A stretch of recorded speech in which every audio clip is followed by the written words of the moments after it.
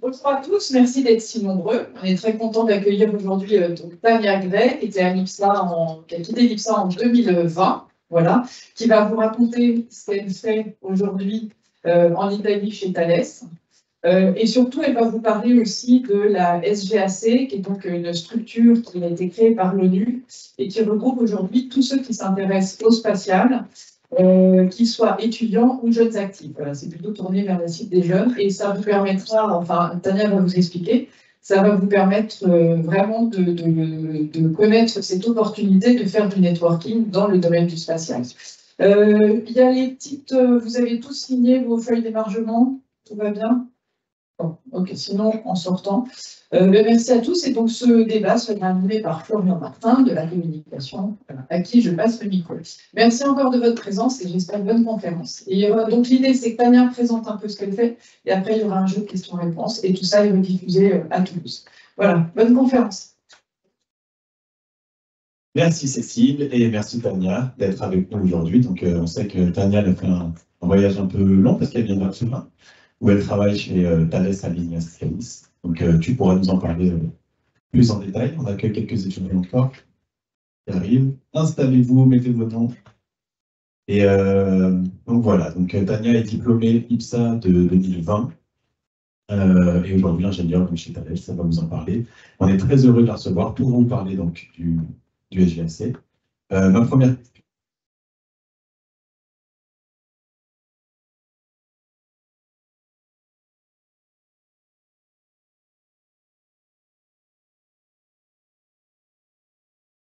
Ma première question, je vais parler un peu fort, c'est sur ton parcours. Est-ce que tu peux nous faire un petit point sur ton parcours, déjà en commençant par l'IPSA et où tu en es aujourd'hui? Bonjour à tous. Alors, sachez qu'il y a 2 ans, j'étais là où vous êtes, 3 ans encore là où vous êtes assis, donc c'est très spécial pour moi d'être de l'autre côté maintenant, mais c'est un grand plaisir de revenir ici, et c'est cool de voir le grand nombre qui est intéressé pour discuter du spatial à l'IPSA. C'est vrai que c'est un domaine qui monte de plus en plus, et je sais que ça fait de plus en plus intéresser, donc c'est tout bénéfique pour le futur, en tout cas, du spatial. Alors, j'ai plein de slides pour répondre à tes questions pour nous. Déjà, je vais vous parler un petit peu de moi et ce que j'ai fait depuis l'IPSA, et notamment mon parcours que du coup, sûrement avec plein d'entre vous, on a partagé les mêmes bancs, donc peut-être les mêmes filières, etc. Donc, moi, j'ai commencé à l'IPSA à Toulouse en 2015. Donc, je suis originaire de Lyon et j'ai commencé à l'école à l'IPSA à Toulouse. J'ai passé 3 ans, donc j'ai fait option système. Est-ce que c'est l'option système? Et après, je me suis spécialisée en espace lanceur satellite. Donc, quand je suis arrivée à Paris, en 4e et 5e année. Et voilà. Donc, pour 2020, je suis faite lauréat il y a 2 ans, il y a 3 ans. Donc, pendant l'IPSA, j'étais en semestre étranger. J'ai eu la chance de le faire à l'UCSD en Californie. Je ne sais pas si vous êtes de toutes les années. C'est pas juste des quatrièmes. Vous êtes de quel Il y a des 1, 2, oui. Ah, donc il y a des choses encore que vous parlez, vous n'avez pas encore vu. Donc j'ai pu faire mon semestre à l'étranger du coup en 4e année à l'UCSD à San Diego en Californie. C'était trop bien. Il y avait plein de chouettes matières sur le spatial. C'est déjà quelque chose qui m'intéressait et là-bas il y avait des cours incroyables sur la mécanique orbitale, sur le business, le leadership, etc. dans le domaine, donc c'était super intéressant. Et après l'IPSA, donc vous avez peut-être déjà eu des présentations à ce propos-là, j'ai pu faire un master spécialisé. Donc quand j'ai fini l'IPSA en 2020, en 2021 j'ai fait le master SEEDS. Donc il y a pas mal de salients qui vont chaque année. Et c'est quelque chose que je vous recommande grandement si vous avez envie de faire du spatial plus tard. Le Master SEEDS, il est très intéressant en ingénierie système, notamment dans le spatial. Et l'exploration spatiale, c'est des choses qui vous intéressent aussi. Donc voilà. Et le Master SEEDS, je l'ai fait à Polytechnique de Turin, en Italie. Donc là où je travaille aujourd'hui. Et on y vient juste après. Donc ça, c'est une petite overview aussi des différents stages que j'avais fait en première année et 2e année à l'Université de l'Espace, qui est quelque chose d'assez commun aussi aux IPSaliens de Toulouse. Peut-être qu'il y en a en ce moment qui sont en train de travailler là-bas. J'avais travaillé en manager de database pour une petite entreprise qui fait de la ventilation. J'ai fait un stage de 4e année à EUMETSAT, qui est en Allemagne, au même endroit où il y a le centre de contrôle de l'Agence spatiale européenne. Et EUMETSAT, eux, ils s'occupent des satellites de météorologie. Donc, ils travaillent avec l'Agence spatiale européenne, l'ESA, là-bas, où du coup, il y a tout le centre là-bas. J'ai fait data scientist pour les grands segments de EUMETSAT. Et mon stage de fin d'études que j'ai fait à Airbus Defence and Space à Toulouse, rien à voir avec du... Non, c'était quand même assez technique. Il y a eu plusieurs aspects techniques, mais c'était plus une partie projet, donc de travailler sur des projets internes à Airbus. Donc c'était ma période où j'aimais beaucoup aussi tout ce qui était hackathon, tout ce qui était challenge un peu entrepreneuriat en dehors de l'IPSA. Et c'est vrai que faire ce stage là-dedans, ça a concrétisé aussi beaucoup de mes envies de la partie entrepreneuriat, etc. Aujourd'hui, je travaille dans une grosse boîte. Je ne suis pas du tout dans l'entrepreneuriat, mais c'est quand même des choses que j'ai encore là. Donc, c'est un stage qui m'a beaucoup aidé là-dedans. Voilà. Et donc, pour finir aujourd'hui, donc, je suis ingénieure à Thales Alenia Space, à Turin, en Italie. Centre de Thales Alenia Space qui est spécialisé en habitat pressurisé. Donc, tout ce qui est tous les modules. Donc, le Columbus de l'ISS, à tous les modules d'aujourd'hui de la Lunar Vectory, enfin de demain, en fait, où on commence à travailler aujourd'hui. Il y en a beaucoup qui passent par du coup Thales Alenia Space à Turin. Et moi, je travaille en tant qu'ingénieur système, donc c'est du technique. C'est un peu de manager quand même, mais c'est quand même pas mal technique. On est tous les sous-systèmes, la thermique, la propulsion, la construction, etc. Donc j'ai la chance de pouvoir travailler dans un domaine technique qui était quelque chose qui m'était cher aussi. J'avais pas envie de partir tout de suite dans un programme manager. Et donc, ça c'est mon travail du jour. Mon travail de nuit, c'est National Point de Contact pour la France du Space Generation Advisory Council. Donc c'est quelque chose totalement bénévole, vu que c'est une association.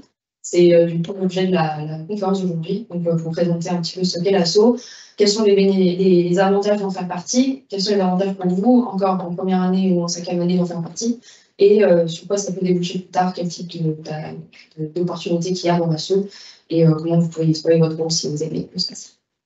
Merci beaucoup, super introduction de ton parcours. S'il y a des questions, et j'imagine qu'il y en a, parce que certains d'entre vous, quand on voit ce parcours-là, il a l'air assez quand même réfléchi depuis longtemps, et on voit que tu as été dans plein d'endroits en Europe et tu es ouverte à ces opportunités-là. Donc s'il y a des questions peut-être plus spécifiques sur ton parcours, on pourra les poser à la fin de la conférence. On se rapproche pour les Toulousains. Ouais. Okay, comme ça, vous êtes tous les deux à l'écran, en fait. Et donc, pour le SGAC, c'est parti. On aimerait tous savoir ce que c'est et comment ça va être intéressant pour les Opsaliens qui sont là, qui ne connaissent pas encore, ou qui ont entendu parler, mais qui ne savent pas trop. Pourquoi c'est intéressant, important d'en faire partie, si on a envie de faire carrière, ou pas carrière d'ailleurs dans le spatial précisément, mais si on est passionné par le spatial, pourquoi c'est génial. Je te laisse la parole. Merci. Pour rebondir sur ce que tu disais, si vous avez des questions sur Cooper, ce que je présente, n'hésitez pas à la fin. Ça peut être sur les stages, sur le travail que je fais aujourd'hui, sur la SO, sur tout ce que vous voulez, ou même sur le spatial en général, sur des questions plus générales. Mais voilà. Donc, pour répondre à ta question, quand même, au niveau du SGAC, alors, le SGAC, c'est l'acronyme de Space Generation Advisory Council. C'est une association, donc un grand réseau de jeunes et de jeunes dans le spatial. Donc, ça peut être des gens qui travaillent dans le spatial, ça peut être des étudiants dans le spatial, mais ça peut être des étudiants dans n'importe quel domaine ou des jeunes dans n'importe quel domaine. L'important, c'est d'avoir cette passion commune ou cet intérêt commun pour le spatial. Donc, on n'y parle que de spatial. Donc, c'est un grand réseau. Ça, vous avez des bullet points si vous voulez lire. Mais en gros, je vais aller à travers les différents aspects de l'ASSO. Donc, au niveau de la répartition géographique, on est un peu présent partout. Donc, c'est un grand réseau. Je me permets de te couper, on peut dire que c'est un réseau qui est parti des Nations Unies. C'est ça. Tu vas en parler après. Ouais, je vais détailler du coup l'aspect des Nations Unies, mais c'est vrai que c'est un réseau qui est né il y a 20 ans à l'issue des Nations Unies, qui avait un besoin de faire participer justement la génération des jeunes dans toutes les questions liées au spatial de demain. Parce que le spatial est un domaine qui s'envole en ce moment. C'est vrai qu'il y a besoin d'avoir une structure et c'est bien d'avoir aussi la participation de tout le monde dedans. Et donc, c'est né des Nations Unies, on va y retourner tout à l'heure. Donc voilà, il y a quelques chiffres sur l'assaut dans le monde, plus de 27 000 membres à travers toutes les régions du monde. Donc c'est assez intéressant de travailler avec des gens d'un peu partout. Alors SGAC, ça se rassemble autour de 5 grands aspects, 5 grands piliers. On va aller à travers chacun d'entre eux maintenant. Et vous allez pouvoir voir aussi ce qui, vous, potentiellement, pourrait vous intéresser dans l'association et là où vous pouvez trouver des choses qui pourraient se rapprocher de votre besoin, etc. Donc, on a un premier gros pilier qui est au niveau des événements. Donc, au niveau des événements, on va avoir plusieurs types d'événements. Les événements globaux, comme le Space Generation Congress. Globaux, c'est-à-dire que tous les membres qui participent viennent de toute la Terre. Donc, le Space Generation Congress, le SGC, il est fait chaque année en collaboration avec l'IAC, International Astronautical Congress, que vous connaissez peut-être, qui a eu lieu l'année dernière à Paris. Je ne sais pas si quelques-uns d'entre vous y sont allés, mais c'est une bonne opportunité parce que vous rencontrez plein de monde dans le spatial, autant des entreprises, des agences, des gens, des astronautes, tout. C'est le gros événement de l'année du spatial. Donc, Space Generation Congress, en gros, c'est le congrès de l'IAC, mais pour les jeunes, donc, qui a lieu toujours quelques jours avant.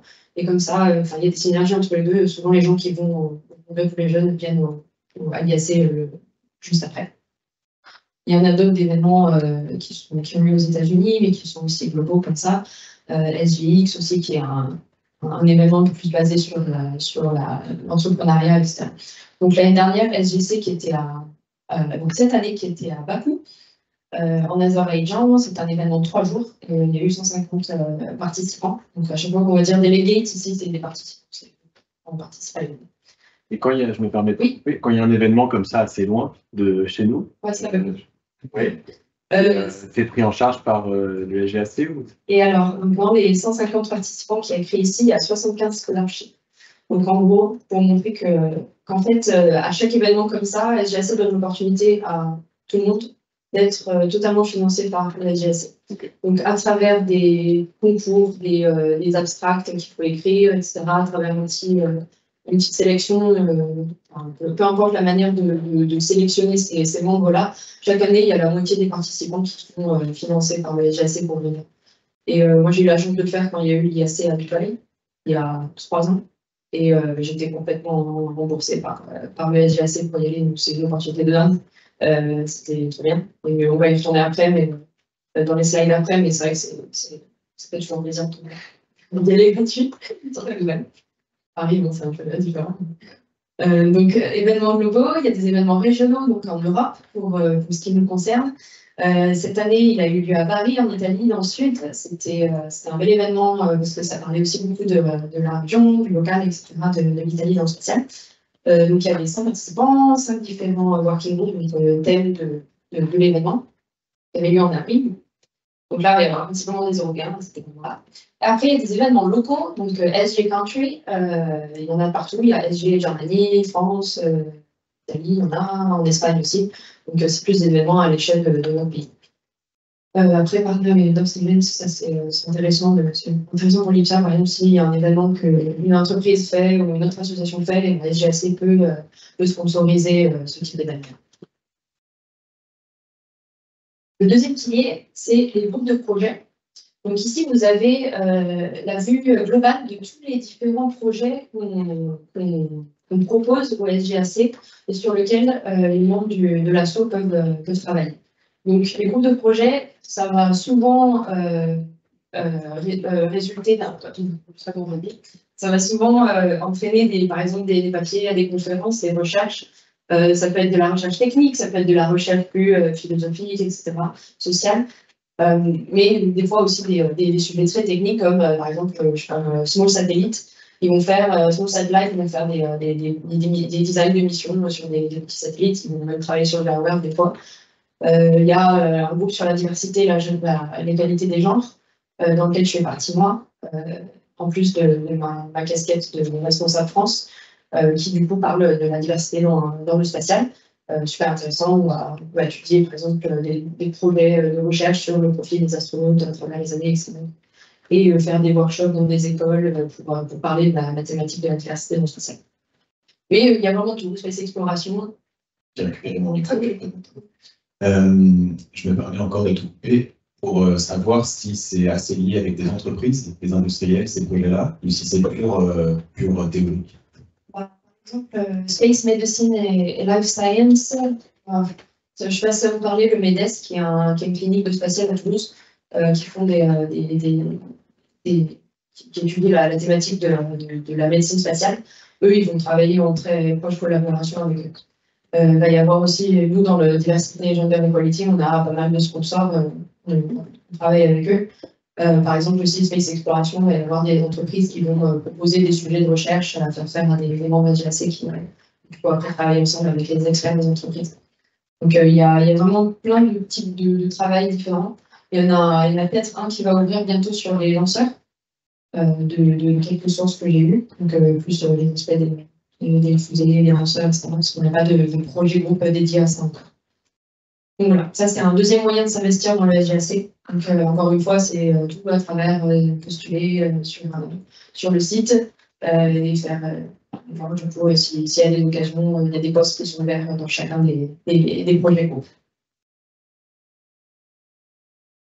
SGAC Professional Development, ça c'est la partie plus voilà, professionnelle, il va y avoir de quoi postuler en tant que leader d'un projet de groupe ou organiser un événement. C'est vrai que ça va lui donner des skills qui sont que peut-être qu'à l'IPSA, on va pas forcément être à plan d'organiser tout un événement avec un certain budget, etc.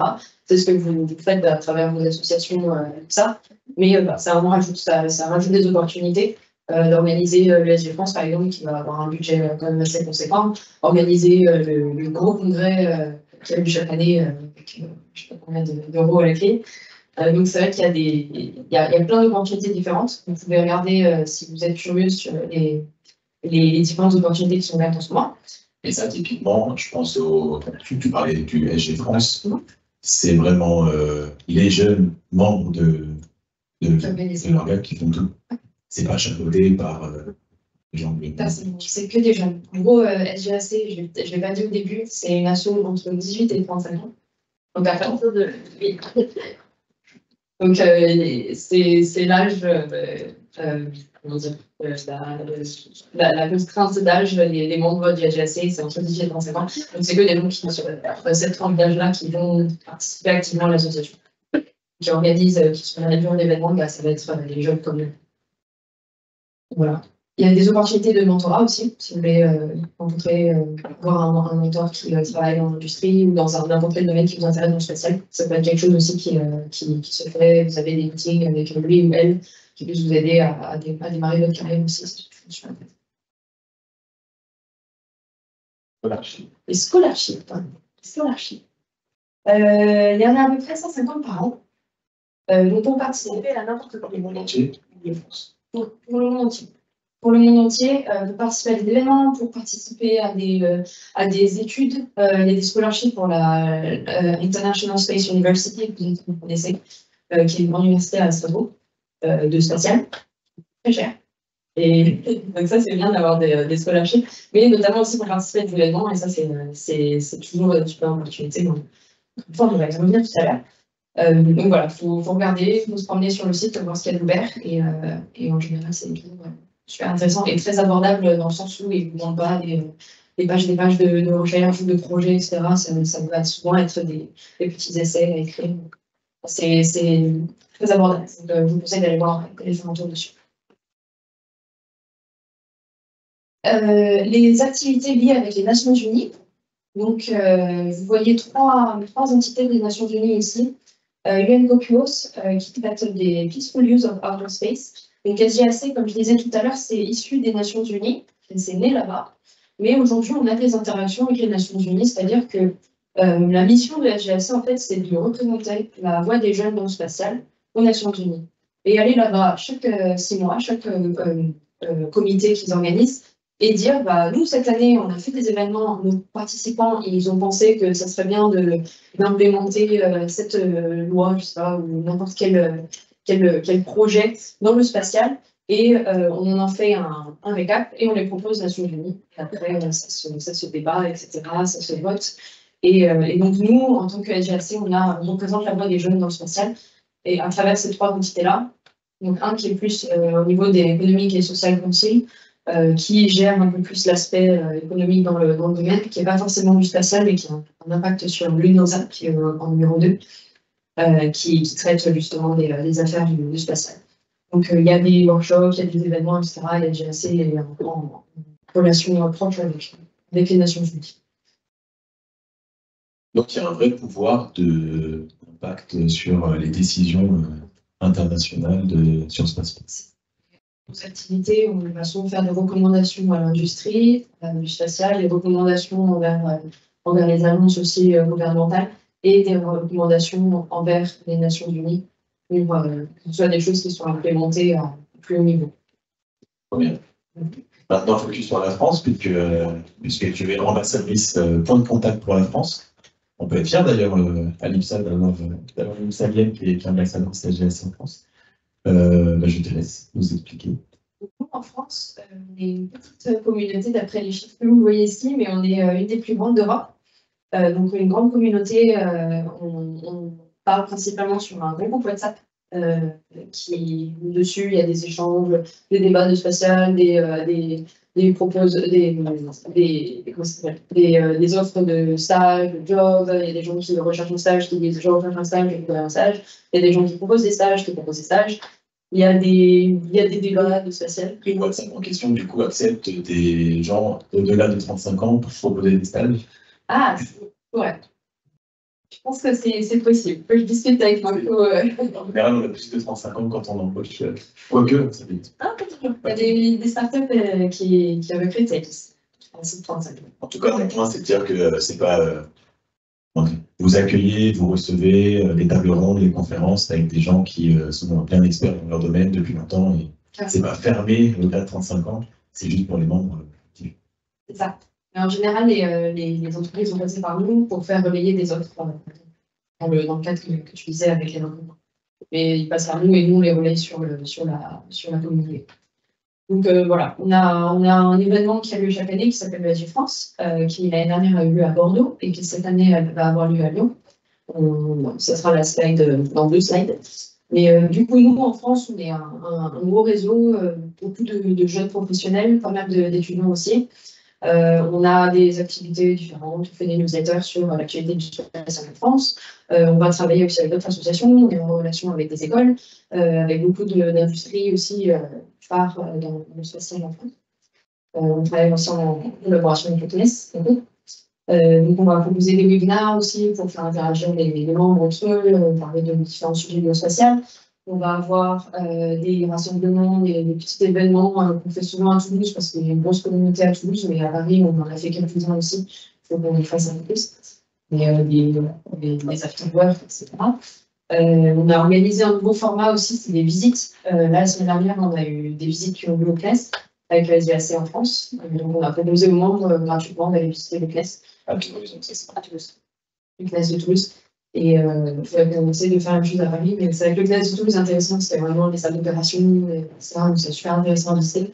Mais ça peut être n'importe quelle autre entreprise. On aimerait bien aller voir Airbus s'il n'y avait pas trop de soucis militaires. On aimerait essayer de visiter un peu tout l'écosystème. Là, on a commencé par le CNES parce qu'on les connaît bien. Il y a beaucoup de membres SGAC qui sont au CNES et qui, du coup, ont pu faire la visite. Donc, c'était super intéressant parce qu'on voyait leur parcours aussi. C'était vraiment un bon moment d'échange. Donc, voilà, ça, c'est la communauté en France.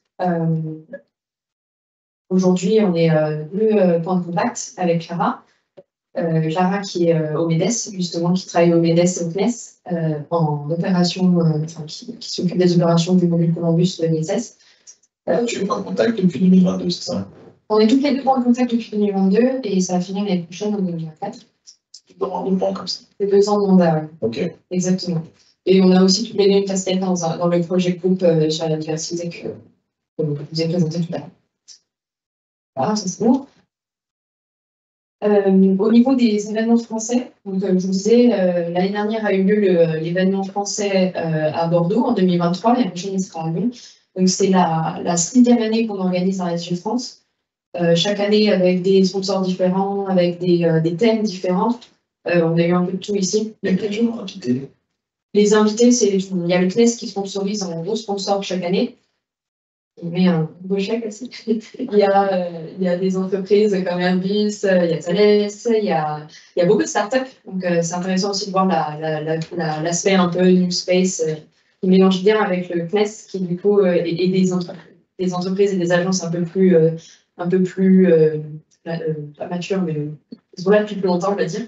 Donc, c'est intéressant de voir l'interaction entre les différentes générations de l'industrie et de l'agence. Donc, si je me permets, on va en parler juste un petit peu plus tard. Mais ce que je comprends quand j'écoute ça, c'est que c'est des opportunités incroyables pour faire du réseau et rencontrer un futur employeur, partager son CV, etc. On va en parler un peu après, mais c'est vraiment l'intérêt de toutes ces rencontres. Et principalement un bon network, on va rencontrer à la fois des jeunes comme vous et à la fois des experts, des gens qui qui travaillent déjà, etc. Donc voilà. Il y en a eu un Paris il y a 6 ans, 5 ans. Peut-être qu'il reviendra à Paris une fois en PSG de France. Donc à propos de l'événement qui va avoir lieu l'année prochaine, ça sera en mai, normalement mi-mai. Donc, si vous êtes intéressé pour participer, vous pouvez regarder un petit peu sur les réseaux sociaux ou sur le site internet. Donc, il aura lieu à Lyon. On doit encore décider l'endroit. On a déjà pas mal d'endroits en tête. Ce sera un peu comme les années précédentes en termes de capacité. Il y aura 80 participants. Cette année, ça va être sur la sustainability. Pourquoi on a choisi ce thème? Parce que c'est en lien avec le thème de l'IAC qui va avoir lieu à Milan l'année prochaine. Et sur la sustainability aussi parce que c'est un thème très intéressant souvent. Donc 4 tables rondes différentes qui vont traiter dans les topics liés avec le sujet sur la sustainability en anglais. Anglais, pourquoi? Parce qu'il y a beaucoup de membres de GSC en France qui ne sont pas français. Donc c'est un moyen d'avoir plus d'ouverture. Alors j'ai fait la présentation sur la GAC. Maintenant, je vais rentrer un peu plus dans pourquoi nous, ça nous intéresse et en tant qu'Ipsalien, quels sont peut-être les avantages de faire partie de l'asso. Oui, mais justement, déjà, est-ce qu'au début de la conférence, il y en a qui connaissaient le GAC ou vous découvrez tous? Par là, une personne. Ok, donc c'est super qu'on vous présente ça. Et justement, l'intérêt, c'est que Daniel nous dise, vous, en tant qu'Ipsalien, pourquoi il faut signer demain D'ailleurs, est-ce qu'il y a, tu vas nous dire, mais c'est gratuit l'inscription? Comment ça se passe, d'accord? C'est gratuit. C'est gratuit. On peut faire les projets groupes gratuitement. Les événements vont souvent avoir un coût parce que ça demande quand même un repas pendant des événements de 3 jours, par exemple. Il faut qu'il y ait un coût associé. Mais faire de la sauce, c'est on charge par l'organisation. Ça dépend de si on a un scholarship ou pas. Ok. Mais si on y va tout à nos frais, non, c'est pas pris en compte. Ok. Mais non, faire partie de la GAC, c'est gratuit. C'est une association, c'est gratuit. Tous les gens qui travaillent dedans, donc moi compris tous les chefs de l'asso, tous les chefs de projet groupe, tout bénévolement aussi. Donc à la fois c'est gratuit, mais vous travaillez des gens qui sont bénévoles aussi, donc c'est pas un métier, quoi. C'est un investissement en dehors de notre activité principale. Pour ça, je disais tout à l'heure que je travaille la nuit, parce que c'est vrai que je travaille la nuit. C'est ça. Donc quelques points clés, je dirais, entre pourquoi c'est intéressant de faire partie de l'asso quand on est encore comme ça. Le network, et ça vous avez déjà pu l'entendre parler, l'entendre dire les milliers de fois, c'est ultra important d'avoir un réseau. Peu importe votre métier, je pense après tout ça, c'est important de connaître des gens dans le métier. C'est important de rencontrer des gens qui ont votre âge, qui sont encore étudiants, dans d'autres écoles, dans d'autres pays, quand même. C'est intéressant aussi de rencontrer des gens qui travaillent déjà et qui sont de jeunes pros ou des experts qui travaillent depuis super longtemps. Donc le cas de network, c'est super intéressant. Many different opportunities, j'ai écrit ça parce que c'est vrai qu'il y a vraiment plein de types d'opportunités différentes, à commencer par les scholarships, qui sont intéressantes d'un point de vue financier, surtout après 5 ans de ça. Après, le mentorship. C'est une opportunité aussi. Moi, tous les gens que je connais qui ont fait partie du mentorship programme, ils étaient trop contents parce qu'ils ont pu avoir un mentor de l'ESA qui, après, bizarrement. Et comment ça se passe, justement? On postule, il y a 2 fois par an des recrutements pour les mentees et mentors. Donc, à la fois les mentorés et les mentors. C'est ça. Le draft des mentors à GAC. Donc, vous pouvez postuler en tant que mentor, mais je pense que pas encore. C'est des gens qui travaillent depuis quelques années qui sont éligibles pour être mentors. Et par contre, en tant que mentees, c'est intéressant parce que du coup, voilà, vous pouvez avoir des mentors qui viennent de la NASA, de l'ESA, de la Plus, de l'emploi, d'une startup, etc. En fonction du domaine qui vous intéresse à être entraîné, enfin, coaché un peu sur ces questions.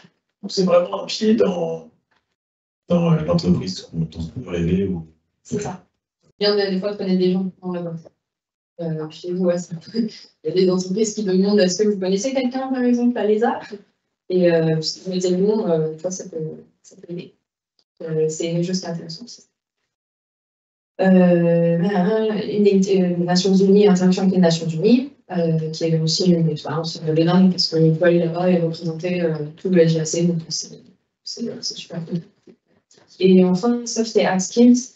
Il y a la possibilité d'organiser des événements, il y a la possibilité d'être manager d'un groupe de recherche avec potentiellement 50 personnes qui travaillent avec vous dans une équipe. Donc, à l'IPSA, on apprend plein de choses. Mais c'est vrai que c'est cool aussi de se concentrer, de voir un peu, de faire de l'expérience en dehors de l'IPSA. Moi, en 2021, j'avais organisé du coup le SG France 2021, j'étais manager. Et c'est vrai que c'est l'expérience de NAF parce que avoir l'interaction avec les sponsors et avoir le management d'une team de 15 personnes, une gestion d'un budget aussi. Donc c'est vrai que ça donne pas mal de responsabilités et pas mal de connaissances pour n'importe quel projet dans le futur aussi. Dans mon job de tous les jours en tant qu'ingénieur système, c'est tous des aspects que j'ai vus, notamment avec SGAC, de savoir interagir avec les différentes équipes, faire l'interaction entre chacun, gérer un budget assez conséquent. On ne parle pas du même budget du tout, mais dans le spatial et dans le SGAC pour un événement. Mais c'est vrai que ça donne quand même des soft skills assez intéressantes. Des hard skills aussi au niveau des projets techniques. Sur quelques projets, design de meeting, enfin, il y a des fois aussi des projets qui ont lieu dans des Fab Labs, pour pouvoir avoir carrément les mains dans le conduit pour travailler. Donc, il y a vraiment plein d'opportunités différentes. Et, je sais que tu as fait partie d'une table ronde et de plusieurs autres événements internationaux cette année 2023. Là. Il y en avait un très long. Est-ce que tu dirais que c'est cette implication dans le SGAC qui t'a permis d'avoir ces portes-là, de faire partie de table ronde avec des experts internationaux, des chercheurs, des astronautes?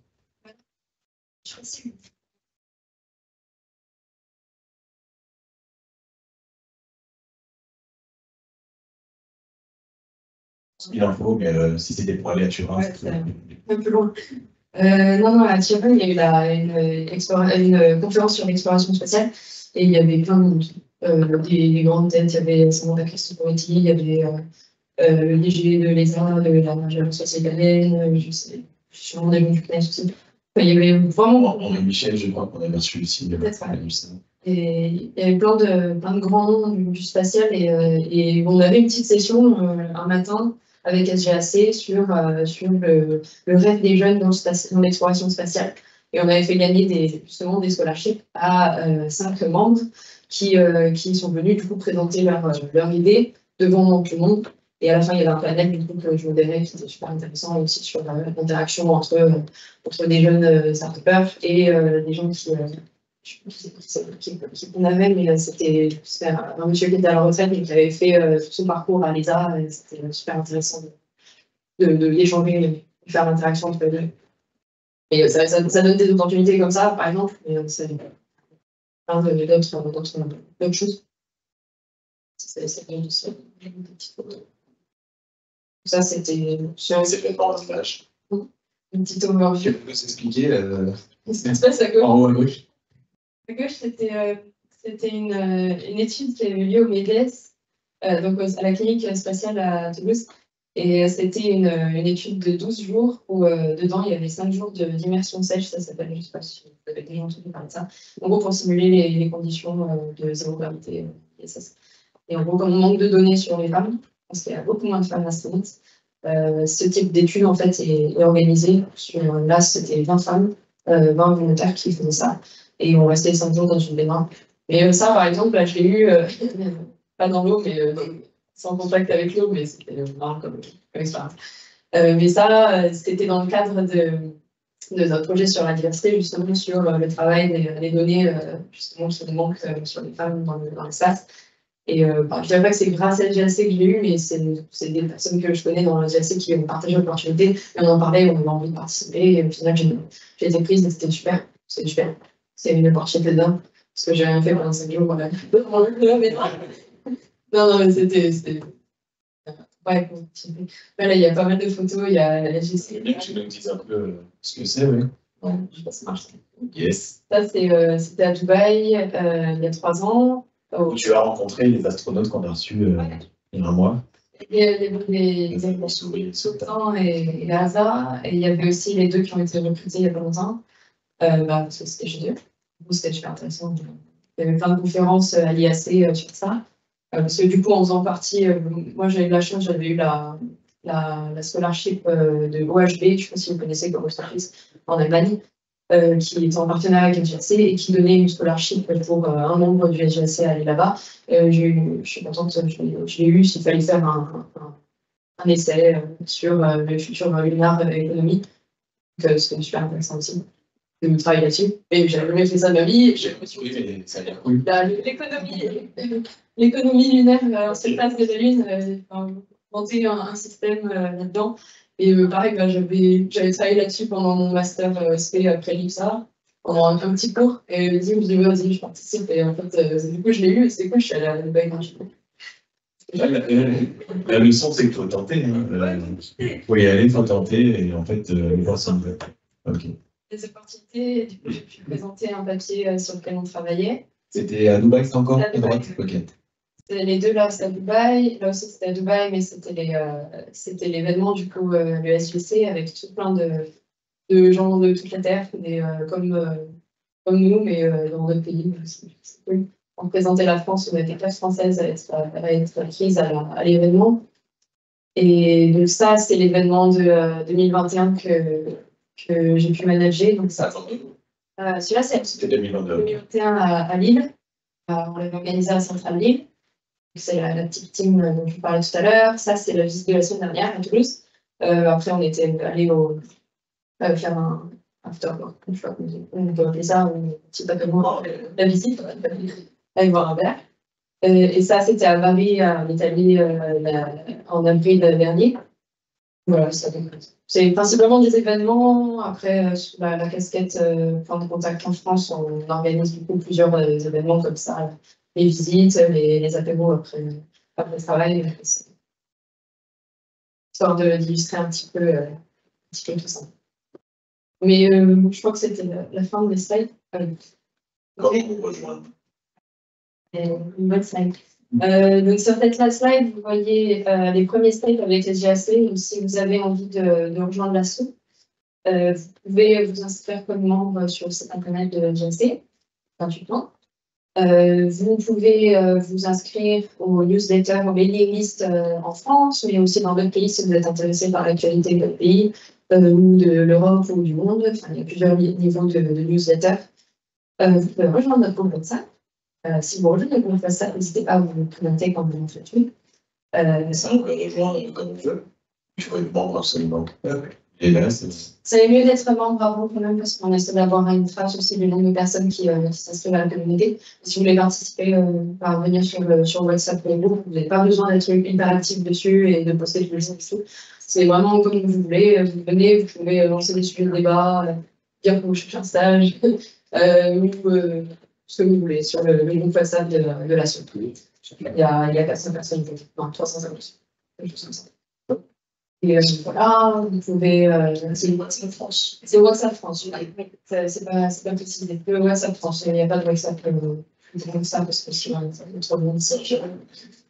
Déjà, la France, il y a pas mal de monde dessus sur juste un WhatsApp France.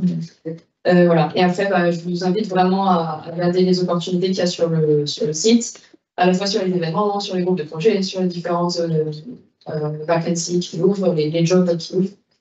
Donc là, en France, vous avez les différentes opportunités qui arrivent bientôt. On va mettre une newsletter bientôt. On a fait un rassemblement d'articles liés à n'importe quel sujet.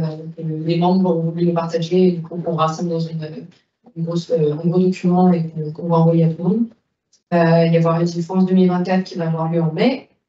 Dans l'équipe qui est organisée aujourd'hui, il y a 3 Ipsaliens, je crois, dans l'équipe. Il y a des Ipsaliens de...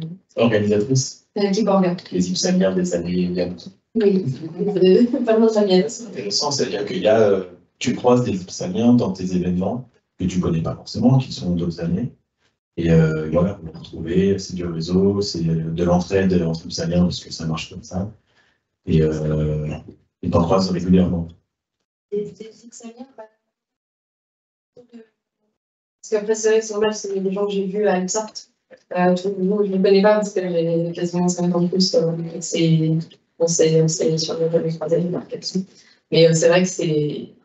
Enfin, moi, je regrette de ne pas avoir connu SGAC avant parce que c'est vrai que depuis que je connais, j'ai essayé de rattraper tout mon retard. Au début, je me suis impliquée dans 1 milliard de projets différents, c'était peut-être un peu trop, mais c'est vrai que ça a débloqué plein d'opportunités différentes aussi, donc c'est super. Bon, c'est toujours super aujourd'hui, je fais un peu moins de choses, mais c'est quand même bien. Mais par contre, c'est vrai que ça aide beaucoup. Enfin, le network, c'est super intéressant. Si j'ai envie de travailler dans un pays avec du monde demain, je peux discuter avec des membres qui sont là-bas et ils me disent en 2 secondes quel est l'écosystème spatial en Nouvelle-Zélande, par exemple. Et il va me dire tout ce qui se passe là-bas dans le spatial, quelles sont les opportunités de travail, comment c'est quand on est jeune, qui des conseils pour faire un CV en Nouvelle-Zélande. Enfin, c'est plein de choses qui sont, je ne pourrais pas forcément savoir en regardant sur Internet. Donc il y a vraiment énormément de temps. Ouais, c'est ça. Et bien l'info tout de suite. C'est ça. En connaissant des gens qui sont là-bas, qui font partie de ça. Est-ce que d'ailleurs, tu dis que tu as connu ça un peu tard? Est-ce que tu peux nous parler pendant tes études à l'UPSA de comment justement tu es venu en... Quelle a été ta... Comment dire, je pense au challenge étudiant que tu as fait, puisque tu as participé à l'ESA Academy, tu as participé à des challenges, des hackathons d'entreprise. Et voilà, j'aimerais savoir un peu ce que tu as fait et pourquoi c'est important. On le répète à nos étudiants. Dans la même veine que le SGAC pour le reste. Il y a un truc qu'on répétait aussi beaucoup à l'époque de l'IPSA, c'était quand on sort de l'IPSA, on a tous fait le même diplôme. Et c'est un peu vrai en fait. Peu importe vos notes, vous allez avoir un diplôme et un papier où il y a écrit ingénieur spécialiste. Ce qui va vous démarquer, c'est ce que vous faites en dehors. C'est les actions que vous faites là. C'est participer à des hackathons, des cours, des cours du soir, enfin, il y a eu cette opportunité-là à l'ESA Academy que j'ai faite pendant l'IPSA. Ça, pareil, ça m'a débloqué j'ai envie de faire plein de trucs en dehors de l'IPSA aussi, parce qu'en fait, il y a plein de choses, il n'y a pas que l'IPSA. C'était en dernière année? C'était en dernière année, c'était en 5e année. Okay. Juste avant le stage de fin d'études. Et en fait, c'est d'ailleurs là que j'ai rencontré quelqu'un qui m'a introduit au SGAC. Et qui m'a dit, SGAC, à l'ESA Academy, des menteurs du... Ouais. C'était un workshop sur du concurrent design engineering. Ça ne vous parle peut-être pas, mais en gros, c'est s'il y a des 5e années qui font du design de mission de satellite avec tous les sous-systèmes, le power, la propulsion, la thermique, etc. Ce workshop-là, c'était, on était 30 étudiants, dont il y avait 2 Ipsaliens, Chéri, il y avait Baptiste, un collègue à moi et moi. Et on faisait partie d'un des sous-systèmes et on travaillait tous ensemble pour créer un satellite. Donc moi, je faisais analyse de trajectoire, lui, il faisait power, si je ne me trompe pas.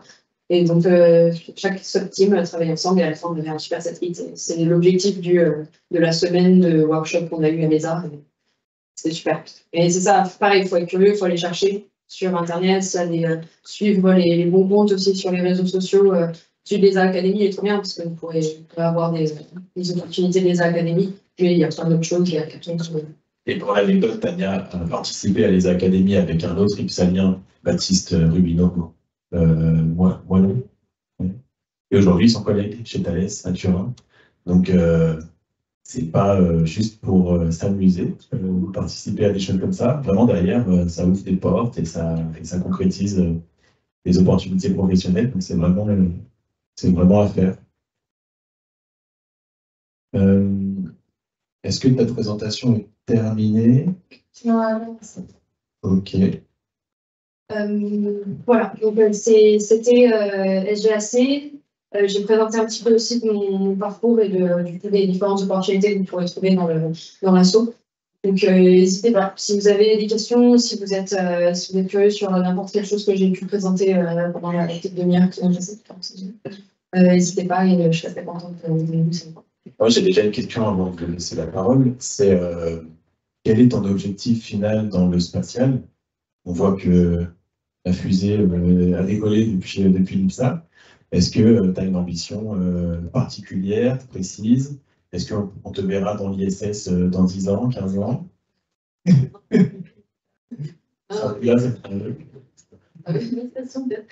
Non, moi j'avais un rêve en sortant de l'IPSA, c'était d'être ingénieur système.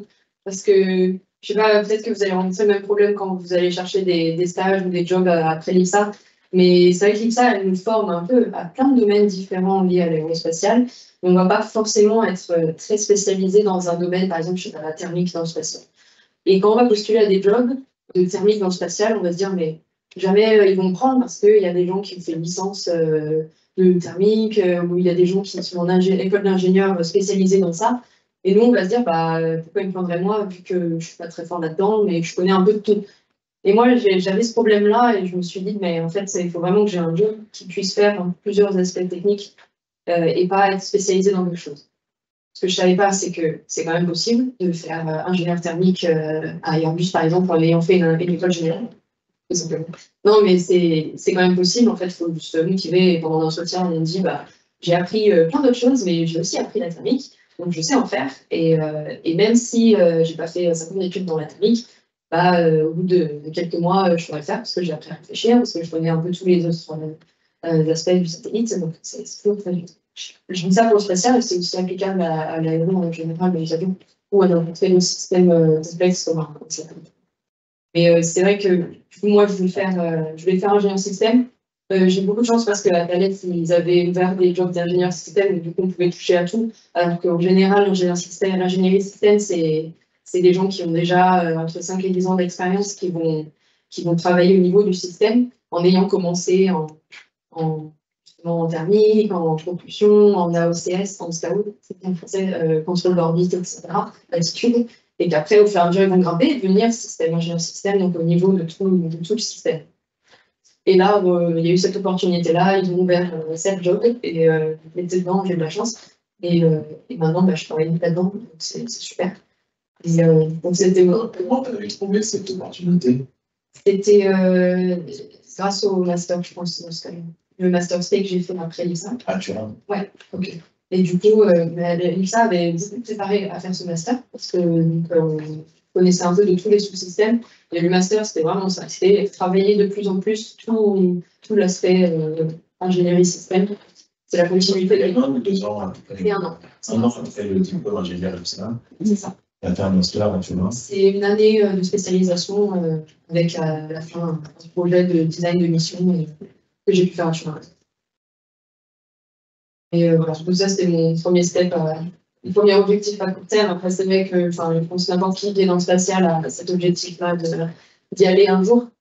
Mais il ne faut pas non plus se concentrer juste sur l'objectif final, mais peut-être que la route pour y aller, elle soit aussi belle. Et c'est pour ça que j'aimerais aussi avoir une carrière professionnelle qui me ressemble, plutôt que tout sacrifier pour être astronaute et plus jamais. Je préfère avoir des steps aussi atteignables. L'important, c'est le langage. Oui. Est-ce que vous avez des questions pour Tania sur son parcours, sur le SGAC particulièrement? Yes, moi j'en aurais une sur le site, ça s'explique. Donc, on va nous en parler un peu plus en détail. Sur le site. C'est le master que j'ai fait. Ok. Après ça. Vous avez peut-être eu des présentations dessus, peut-être pas encore. En gros, les masters ça c'est trop bien. Mais le master C, c'est un master spécialisé, donc c'est 1 an en général. Il y en a un qui est très connu, que vous connaissez peut-être, c'est le PAS Astro, qui est à Toulouse, à Super-Héros. Et en fait, le PAS Astro, tout comme le master que j'ai fait moi à Polytechnique de Turin, c'est plusieurs mois de cours. Et à la fin, il va y avoir une option aussi, ça s'appelle. C'est 6 mois de projet entre 3 universités, donc Toulouse, Super-Héros, University of Leicester en Angleterre et Polytechnique de Turin en Italie. Et donc, ce master SIDS, on peut le commencer dans les 3 endroits que je viens de lister. À Supérieur Oriental Sastro, à Polytechnique de Turin et à Leicester en Angleterre. Et en fait, en faisant ça, à la fin, au début, tu as des cours qui ressemblent vraiment au cours d'IPSA, mais beaucoup plus poussés, où on va avoir des profs qui viennent toutes de l'industrie, donc soit du CNES pour ceux qui sont à ceux du CNES et en plus pour ceux qui sont à l'ISAE Supérieur, soit Thales beaucoup pour ceux qui viennent de Turin. Donc moi, tous mes profs, c'était des collègues à moi aujourd'hui, des profs qui viennent de Thales. À Turin notamment. J'avais aussi des profs qui venaient de start-up dans Turin. Donc ça aide professionnellement aussi pour l'insertion. Master Space, c'est un double diplôme ou ça n'a rien à C'est pas un double diplôme, c'est un master spécialisé, c'est une sorte de bac plus 6. C'est pas en remplacement de la dernière année de master, ça, c'est après. Il faut avoir validé un master pour faire le master spécialisé. Il y a une question, oui.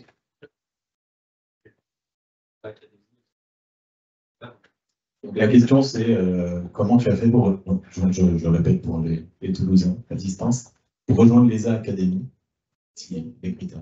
l'ESA Academy, il y a les opportunités sur LinkedIn. Il faut que tu suives la page de l'ESA Academy, mais il y a aussi le site de l'ESA. Il doit y avoir une catégorie qui s'appelle l'ESA Academy, où sont publiés tous les workshops. Donc, moi, à l'époque, c'était en 5e année, et c'était des collègues de IPSA One qui m'avaient partagé l'info, parce que j'aimais bien ça. Et je ne faisais pas partie de la somme, mais je connaissais pas mal de gens maintenant. Et du coup, j'ai postulé, il fallait postuler, il y avait une lettre de motivation, un CV, et des recommandations, me semble, ou une lettre de recommandation de quelqu'un. Et moi, j'avais choisi un époque. Il n'y avait pas un travail à préparer particulier, c'est vraiment sur le dossier. J'étais en 5e année, mais j'étais avec des gens qui étaient encore en licence. Donc, il y avait tout. Il y avait tout. Après, c'est bien qu'on soit à l'IPSA parce que ça prépare quand même, ça fait un bon dossier pour ce type de workshop.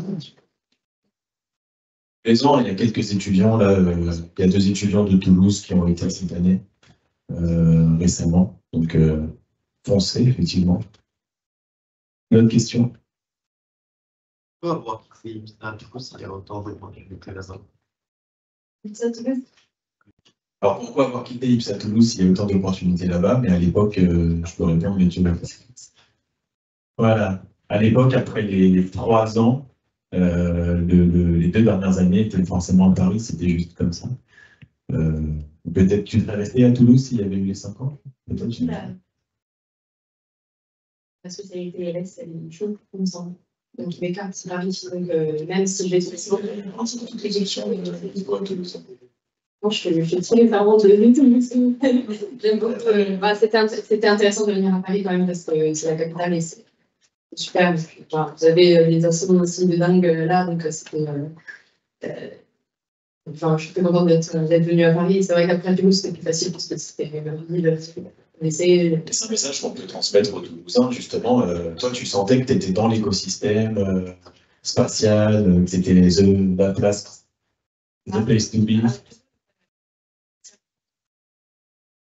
Capitale européenne du spatial. De l'aéronautique et du spatial, c'est vrai que ça se ressent quand on est là-bas. Il y a des musées partout, il y a des sites de production aussi d'Airbus en aéronautique, aussi en spatial. Il y a le CNES, qui a le centre là-bas. Donc c'est vrai qu'il y a un intérêt dans l'écosystème bouillon là. Donc il y a beaucoup de membres de la GAC pour cette raison-là, beaucoup d'internationaux avec Super-Héros aussi. Donc c'est vrai qu'il y a c'est une grande ville de spatial. Il y a beaucoup d'opportunités aussi à Paris. Il y a le CNES, il y a Thales, il y a plein de boîtes aussi de spatial. Ça répond à notre question. D'autres questions? Oui.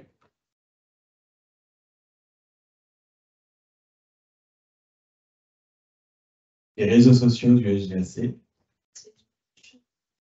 Sur Instagram. Principalement LinkedIn et Instagram. Instagram, il relaie tous les événements qui vont avoir lieu, les opportunités de scholarship, les jobs qui sont ouverts à l'intérieur de l'asso. Il relaie tout.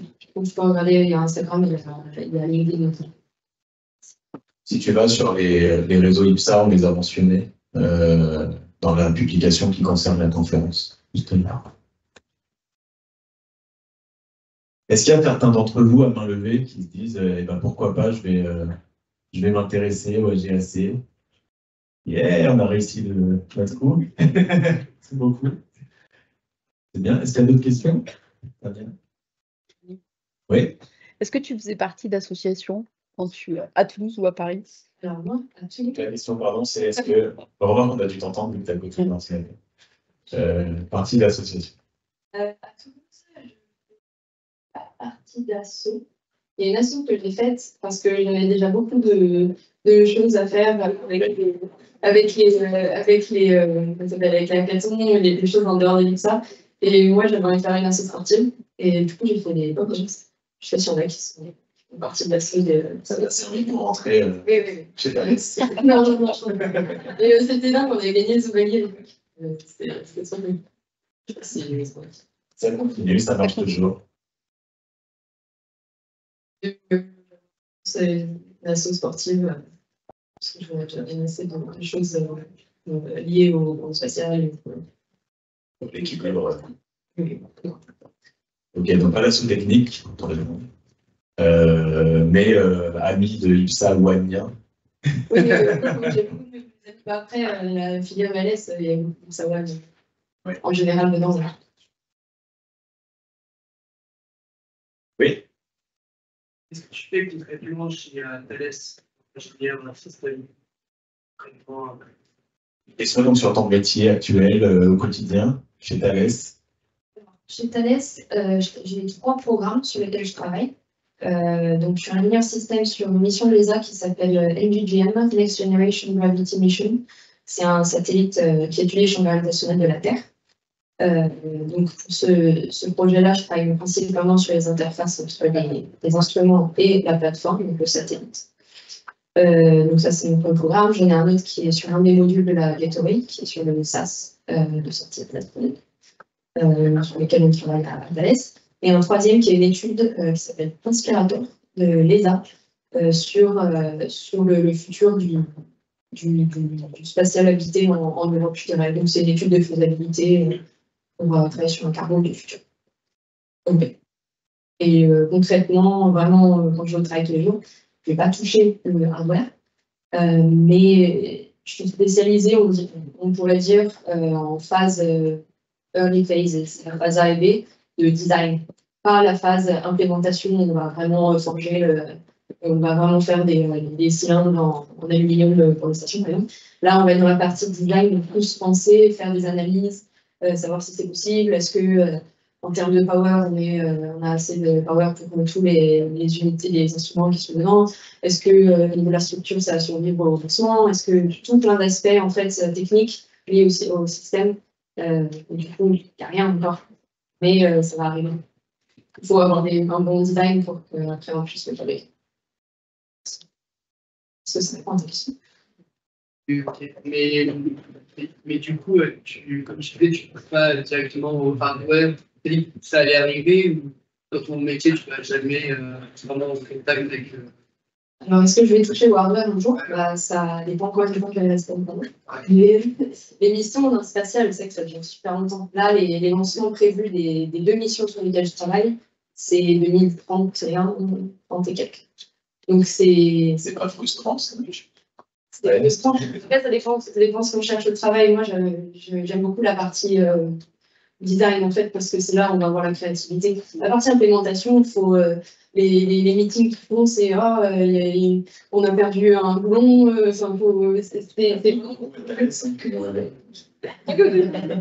Par exemple, Baptiste, il travaille sur ça. Je ne sais pas si Baptiste est là, mais c'est beaucoup plus d'implémentation, beaucoup plus de développement.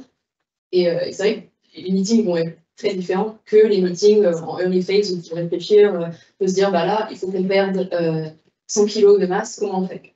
j'ai vu ça ici, ça va décentrer le centre de masse du satellite, ça va aller bien pour le lancement.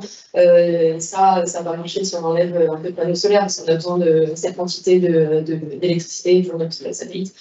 Et c'est la réflexion, en fait, c'est ça que... Tu travailles en anglais en italien. Italien aussi, ouais. À Thalès, en Italie, il y a 5 Français.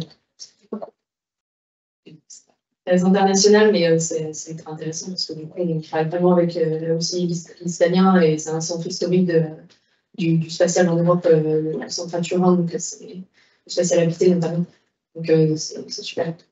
Tu y es depuis combien de temps? Ça va faire 2 ans. 2 ans. Embauché après Star City.